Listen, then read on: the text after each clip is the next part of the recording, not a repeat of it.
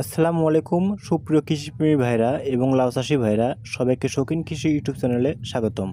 আপনারা যেহেতু এই ভিডিওটিতে ক্লিক করছেন তাহলে অবশ্যই আপনারা লাউ চাষ করছেন কিংবা লাউ চাষ করতে চাচ্ছেন বা লাউ চাষ করতে আপনারা আগ্রহী। আজকে আমি আপনাদেরকে সম্পূর্ণ ঘরোয়া পরিবেশে একটি ভিটামিন বা একটি সার তৈরি করে দেখাবো, যা প্রয়োগ করলে আপনারা আপনাদের লাউ গাছে অধিক ফলন পাবেন এবং লাউ গাছে কিন্তু আগের থেকে অনেক বেশি ফলন পাবেন। আশা করি ভিডিওটি শেষ পর্যন্ত দেখবেন। এছাড়াও অনেকেই বলেন আপনাদের লাউ গাছের লাউয়ের জালি বা কড়াগুলো কিন্তু এরকমভাবে আমার মতো নষ্ট হয়ে যাচ্ছে এবং লাউ গাছের যে পাতাগুলো আছে সেগুলো কিন্তু মরে যাচ্ছে বা পচে যাচ্ছে।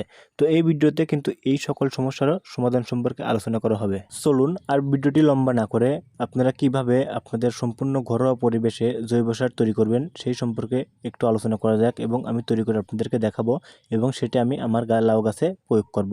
তো প্রথমেই কিন্তু আপনারা একটি পাত্র নেবেন, আমার মতো একটি প্লেট নেবেন এবং এই প্লেটের উপর দুটি বড় দেখে পেঁয়াজ নেবেন। আমরা জানি পেঁয়াজে কিন্তু প্রচুর পরিমাণ ভিটামিন লাউ গাছে ফুল আসা থেকে শুরু করে এবং লাউয়ের অধিক ফলন বাড়াতে কিন্তু আমরা পেঁয়াজ ব্যবহার করে থাকি এবং লাউ গাছের আপনার পুষ্টি যোগায় এই পেঁয়াজ।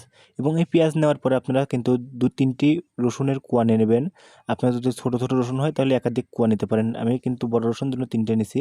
এবং এরপরে কিন্তু আপনারা একটি চাকু নেবেন। তো আমার কিন্তু সব কিছু নেওয়া শেষ, এখন আমি এই দ্রবণটি তৈরি করব। আমি এখন এই চকবোর্ডের উপর যে সরঞ্জামগুলো নিলাম বা যে দ্রবণগুলো নিলাম সেগুলোকে কিন্তু এখন আমি কাটবো, বা আপনারা কিন্তু চাইলে দা বটি যে কোনো উপায়ে কাটতে পারেন।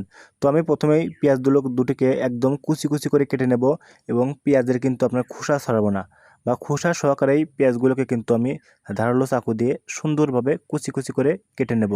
তো আপনারা দেখতে থাকুন, আশা করি শেষ পর্যন্ত দেখবেন দ্রবণটি তৈরি করা এবং গাছে প্রয়োগ করা পর্যন্ত দেখে যাবেন। আশা করি আপনাদের লাউ গাছেও কিন্তু অধিক পরিমাণে ফলন হবে যদি এই দ্রবণটি ব্যবহার করেন। আপনাদের একটা কথা বলে রাখি, আপনারা যখন দ্রবণটি তৈরি করবেন তখন অবশ্যই কিন্তু আপনারা পেঁয়াজের খোসাগুলো ছড়াবেন না, কারণ পেঁয়াজের খোসাতে প্রচুর পরিমাণ ভিটামিন আছে যা আপনার লাউ গাছে পুষ্টি যোগাতে সাহায্য করবে। তো এখন আপনারা দেখতে পাচ্ছেন আমার কিন্তু পেঁয়াজগুলো প্রায় কাটা শেষ। এরপরে কিন্তু আপনারা চাইলে পেঁয়াজগুলোকে যত কুচি কুচি বা যত ছোট ছোট করে কাটবেন ততই কিন্তু ভালো হবে। তো আমার কিন্তু একদম কুচি কুচি করে কাটা পেঁয়াজগুলো প্রায় শেষের দিকে। তো এখন আমি কিন্তু আমার যে রসুন যে 3টি কোয়া নিয়েছিলাম সেই রসুনের 3টি কোয়াকে কিন্তু আমি নিয়ে আসবো চকবোর্ডের উপর এবং সেটি কিন্তু আমি কুচি কুচি করে কাটবো। আপনারা দেখতে পাচ্ছেন আমি কুচি কুচি করে কেটে নিয়েছি রসুনের কোয়া এবং পেঁয়াজগুলো কিন্তু সুন্দরভাবে কেটে নিয়েছি। তো এখন এই পেঁয়াজ এবং রসুনের কুচি কুচি কাটা যেগুলো আছে এগুলোকে আমি কিন্তু একটা পাত্র নেব এবং পাত্রতে কিন্তু প্রায় আধা লিটার পর্যন্ত পানি আছে, আমি একটি পাত্রে আধা লিটার পানি নিয়ে নিলাম এবং এইগুলোকে কিন্তু আমি এখন এই পাত্রের মধ্যে সুন্দরভাবে দ্রবণ করব বা সুন্দরভাবে এই পাত্রের মধ্যে ডুবিয়ে দেব। আমার পাত্রে কিন্তু একদম স্বচ্ছ পানি ছিল বা টিউবওয়েলের পানি বলতে পারেন, একদম স্বচ্ছ পানি, কিন্তু পানির সাথে কিন্তু কোনো দ্রবণ মিশাই নেই আগে। তো সেই পানিতে কিন্তু এগুলো আমি দিলাম। তো এখন আমি একটা জিনিস আপনাদেরকে একটু দেখাই, আমি এটা হচ্ছে ভাতের মার, আপনারা চাইলে কিন্তু ভাতের মার এই দ্রবণের সাথে দিতে পারেন। আমি ভাতের মারও দিলাম। ভাতের মারে কিন্তু অনেক পুষ্টি বা অনেক লাউ গাছের জন্য উপকার, গাছ অনেক পুষ্টি পায় এবং ফলন বাড়াতে সাহায্য করে এবং গাছের শিকড়গুলো আপনার সংকোচন হতে সাহায্য করে। তো ভাতের মারগুলো কিন্তু আমি এই দ্রবণের সাথে দিয়ে দিলাম এই পাত্রে এবং এই পাত্রে দেওয়ার পরে কিন্তু আমি একটু নাড়াচাড়া করতেছি ভালো করে, যাতে প্রত্যেকটা রসুনের পিস বা আপনার পেঁয়াজের যে ছোট ছোট পিস করা হয়েছে সেগুলো যেন পানিতে সহজেই ডুবে যায়। তো এই দ্রবণটির সাথে আমি আরও দুটি জিনিস মিক্সড করব, সেটা আপনারা দেখতে থাকুন। অনেকেই বলেন আপনাদের লাউ গাছের কড়াগুলো নষ্ট হয়ে যায় বা পাতা মরে যায়, এটা মূলত ফাঙ্গিস্ট কারণের বা ফাঙ্গাসাইডের কারণে কিন্তু এগুলো হয়ে থাকে, বা বিভিন্ন ধরনের পোকামাকড়ের জন্য কিন্তু এগুলো হয়ে থাকে। তো এর জন্য কিন্তু আপনারা চাইলে আপনাদের লাউ গাছে হলুদ আছে, আমরা যে খাবারের জন্য হলুদ ব্যবহার করি, সেই হলুদ থেকে 2 চামচ হলুদ আপনারা কিন্তু এই দ্রবণের সাথে মিশিয়ে দিবেন এবং এই দ্রবণটির সাথে 2 চামচ হলুদ মিশিয়ে দেওয়ার ফলে কিন্তু আপনার লাউ গাছের যে পাতা মরা রোগ আছে এছাড়াও বিভিন্ন ধরনের রোগ থেকে কিন্তু রক্ষা হবে এবং লাউ গাছ সবুজ এবং সতেজ হয়ে উঠবে। এবং এটি মেশানোর পরে কিন্তু আমি ভালোভাবে দ্রবীভূত করে নিচ্ছি এবং ভালোভাবে নাড়াচাড়া করে নিচ্ছি। সমস্ত পানির সাথে আমার হলুদ এবং আগের যে পেঁয়াজ এবং রসুনের যে ছিল মানে আপনার দ্রবণ ছিল সেগুলোর সাথে কিন্তু আমি ভালো করে মিশিয়ে নিলাম। তো এখন আমি এটির ভিতর একটি চা পাতি দিয়ে দেবো। আপনারা চাইলে কিন্তু আপনাদের ব্যবহার করা চা পাতি দিতে পারেন। তো আমার কাছে ব্যবহার করা চা পাতি নেই বিধায় কিন্তু আমি 2টি চা পাতি বা টি প্যাক আছে সেগুলো থেকে ছিঁড়ে কিন্তু আমি একদম অরিজিনাল টি প্যাকগুলোই দিয়ে দিলাম। আপনারা চাইলে কিন্তু আপনাদের ব্যবহার করা চা পাতি দিতে পারেন। এই টি প্যাক দিলে কিন্তু আপনাদের লাউ গাছের যে আপনার শিকড় আছে বা আপনারা যদি যখন দেখবেন যে লাউ গাছ শুরুর থেকে যখন লাউ গাছ চাষ করবেন বা বীজ বপন করবেন তখন কিন্তু মাটির সাথেও কিন্তু এই আপনার এই টি প্যাক বা চাপাতি কিন্তু মিশিয়ে দিলে কিন্তু অনেক উপকার হয়। তো আমি সেই টি প্যাকগুলোকে দ্রবণের সাথে মিশিয়ে দিয়ে ভালোভাবে আবার দ্রবণটিকে নাড়াচাড়া করলাম এবং সব কিছু এখন একসাথে মিক্স করে নিলাম। আমি যে ঝাড়ের মাধ্যমে আমার লাউ গাছে পানি প্রয়োগ করি সেটার মাধ্যমে কিন্তু আমি ডুবে নিলাম। আমার কিন্তু দ্রবণ কিন্তু অলরেডি তৈরি করা শেষ হয়ে গেছে।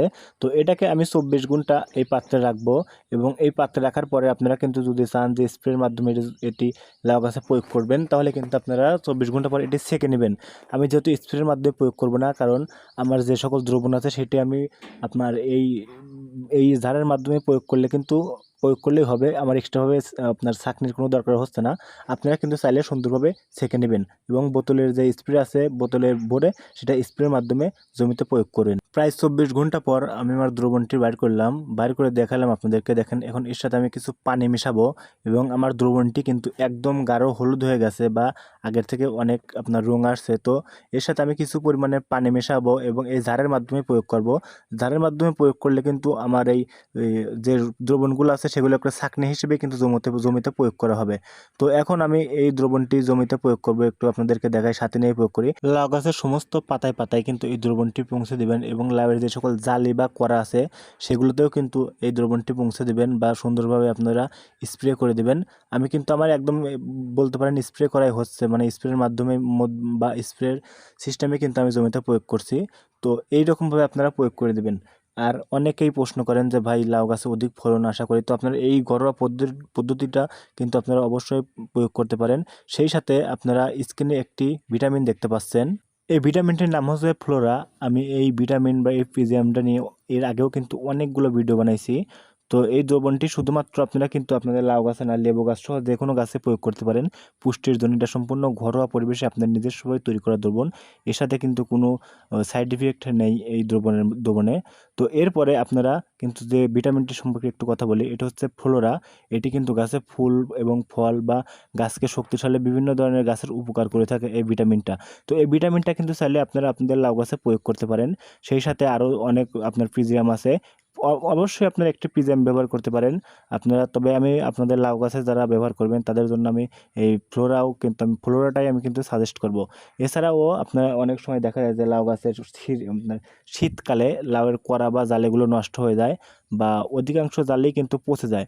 তো এটি মূলত বিরূপ আবহাওয়া বা আবহাওয়া খারাপের জন্য এটা সামান্য কম বেশি সবারই হয়ে থাকে। তবে আপনারা যদি আপনার লাউ গাছে ফ্লোরা প্রয়োগ করেন এবং ফ্লোরা যদি প্রয়োগ করার ফলে অনেক সময় দেখবেন যে অনেক উপকার হয়েছে। বা আমি নিজেও কিন্তু আমার লাউ গাছে নিয়মিত ফ্লোরা প্রয়োগ করি। ফ্লোরা আমি বেশিরভাগ কিন্তু আমি কৃত্রিম উপায় বাদ দিয়ে আমার নিজে দ্রবণ তৈরি করে লাউ গাছে প্রয়োগ করে থাকি। তো তেমনই একটা দ্রবণ আজকে আমি আপনাদের মাঝে শেয়ার করলাম। আর সেই সাথে কিন্তু আমি নিয়মিত ফ্লোরা প্রয়োগ করে থাকি, আপনার চাইলে ফ্লোরা প্রয়োগ করতে পারেন। তো ধন্যবাদ সবাইকে, আশা করি ভিডিওটা দেখে অবশ্যই আপনাদের উপকার হয়েছে এবং শৌখিন কৃষি ইউটিউব চ্যানেলের সাথেই থাকবেন। আর পরবর্তীতে আমি যে দ্রবণটি তৈরি করব সেটা নিয়ে অবশ্যই আপনাদের মাঝে ভিডিও দেব। তো ধন্যবাদ সবাইকে।